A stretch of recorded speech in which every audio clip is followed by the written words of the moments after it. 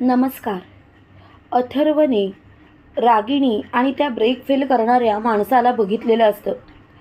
रागिणी म्हणत असते, तू इथे कशाला आलास? तेव्हा लगेच तो ब्रेक फेल करणारा माणूस बोलतो, कशाला म्हणजे काय? माझे पैसे द्या. माझे पैसे जर का मला दिलेत ना तर बरं होईल.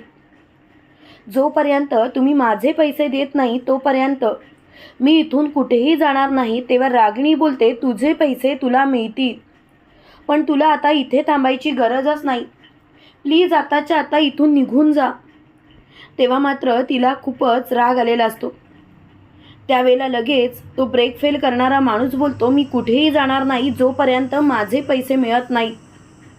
एक गोष्ट लक्षात ठेवायची रागिणी पटवर्धन, मी तुमचं काम अगदी चोख केलं. तेव्हा रागिणी बोलते, काम चोख केलंस? अरे ती दोघंसुद्धा वाचली आणि भरीसभर तर त्यांची मुलगीसुद्धा वाचली. तुला कळतंय का तुम्ही किती चुकीचं वागलात ते? अरे काही काम माझं चोख केलं नाहीस आणि वर पैसे मागतोस. हे सर्व अथर्व लपून ऐकत असतो. तेव्हा मात्र अथर्वला धक्काच बसतो. अथर्व स्वतःशीच बोलतो, बापरे, हे एवढं सगळं घडलं. म्हणजे आईने या वेळेला सुद्धा आकाश, भूमिताई आणि क्षितिजाला मारण्याचा प्रयत्न केला. आई असं का वागते? का सुधारत नाही? आकाशने किती विश्वास ठेवलाय आईवरती, पण आईला मात्र त्याचं काहीच नाही. आई तर आकाशचा विश्वासघात करते, पण आकाश अजूनसुद्धा आईवरतीच विश्वास ठेवून आहे. काय चाललंय आईच्या मनात मला कळतच नाही. प्रॉपर्टीपायी ती तिची माणसंसुद्धा गमावते एवढं तिला समजत नाही. इकडे रागिणी तिथून निघून गेलेली असते. त्याच वेळेला तो माणूस तिथून पळून जाणार. तेवढ्यात मात्र अथर्व त्याची गचांडी पकडतो आणि त्याला फरफटत आकाश समोर घेऊन येतो. तेव्हा आकाश अथर्वला म्हणतो, अथर्व कोण आहे कोण हा? इकडे पौर्णिमा रागिणीच्या बेडरूममध्ये धावत पळत आलेली असते. पौर्णिमा रागिणीला म्हणते, आई आई लवकर खाली चला, घोटाळा झालाय. तेव्हा लगेच रागिणी बोलते, काय झालं? तुम्ही असे का वागताय? काय झालंय काय? आणि तू कसला विचार करतेस? त्यावेळेला मात्र रागिणी मोठ्याने बोलते, पुरे. अगं बोल ग बाई. तेव्हा पौर्णिमा बोलते, आई खाली चला, नाहीतर तुमचं सगळं पितळ उघडं पडेल. तुम्हाला माहिती आहे का, तुमचाच मुलगा तुमचा घात करेल. तेव्हा लगेच रागिणी बोलते, हे बघ तू शांत आणि काय झालंय ते सांग. त्यावेळेला पौर्णिमा बोलते, अथर्वने एका गुंडाला फरफटत घेऊन आलाय आणि तो गुंड दुसरा तिसरा कोणी नसून तो ब्रेक फेल करणाराच माणूस आहे, मला पूर्णपणे खात्री आहे. हे ऐकून मात्र रागिणीला खूप मोठा धक्का बसतो. रागिणी म्हणते, काय? अथर्वने त्या गुंडाला आणलंय? अगं तू काय बोलतेस, कळतंय का तुला? त्यावेळेला लगेच अथर्व असं ओरडत ओरडत रागिणी खाली येते. त्यावेळेला आकाश अथर्वला म्हणत असतो, अथर्व हे सर्व काय चाललंय? कोण आहे कोण हा माणूस? अरे तू काय वागतोयस, कळतंय का तुला? त्यावेळेला लगेच अथर्व बोलतो, खरं सांगू का, मी काय वागतोय ना ते तुला कळेलच. पण रागिणी पटवर्धन का घाबरले या गोष्टीचा तरी विचार कर. तेव्हा रागिणी बोलते, अथर्व काय चाललंय तुझं? अरे का असं वागतोस तू?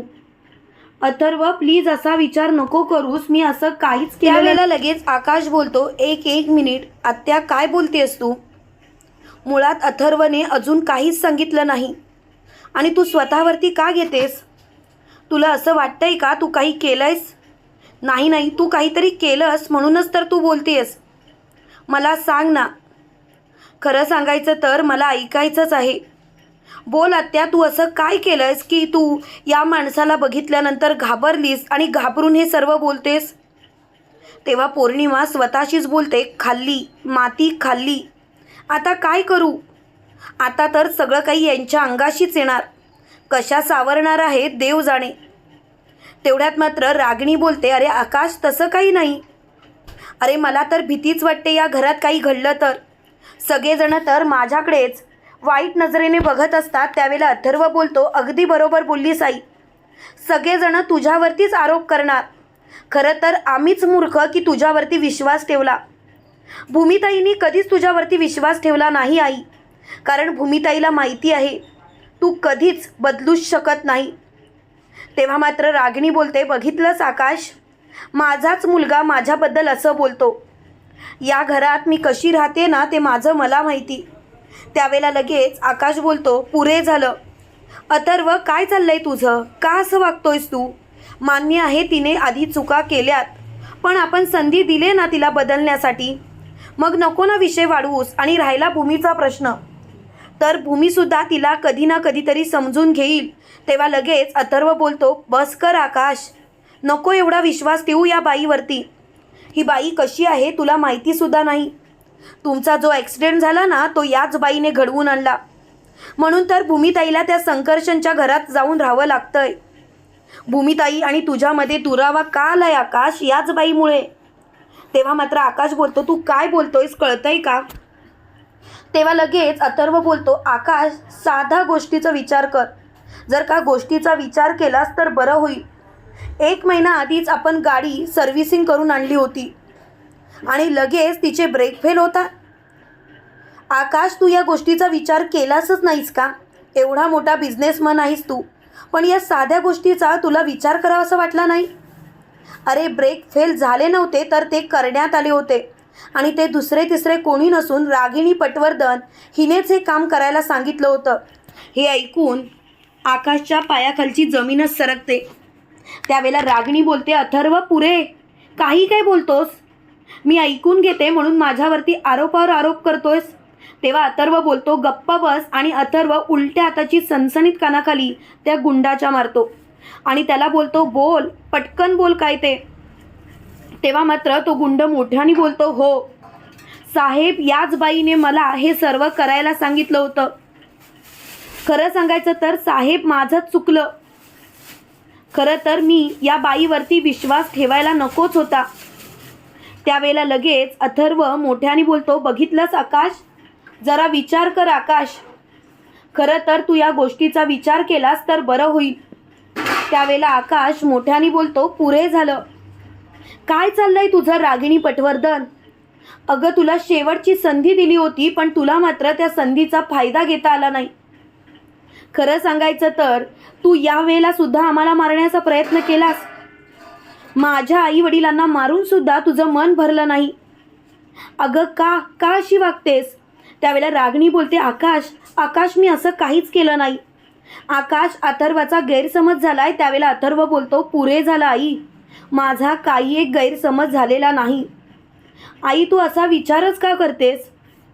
खरं सांगायचं तर मला या गोष्टीचा त्रास होतोय, त्रास. त्यावेळेला मात्र आकाश खूपच चिडलेला असतो. आकाश म्हणतो, रागिणी पटवर्धन, या गोष्टीमध्ये जर का तुझा हात असेल तर मात्र यावेळेला तू फासावरती लटकलीसच समज. तेव्हा मात्र रागिणी आकाशकडे बघतच राहते. तुम्हाला काय वाटतं मित्रांनो, खरोखर अथर्वने तर त्या गुंडाला पकडून आणलंय. त्या गुंडाने सुद्धा रागिणीचं नाव सर्वांसमोर घेतलंय. पण आकाश रागिणीला खरोखर पोलिसांच्या ताब्यात देईल का? कमेंट करून नक्की कळवा. आणि असेच मालिकेंचे नवनवीन अपडेट पाहण्यासाठी व्हिडिओला लाईक, चॅनलला सबस्क्राईब करायला विसरू नका. थँक्यू.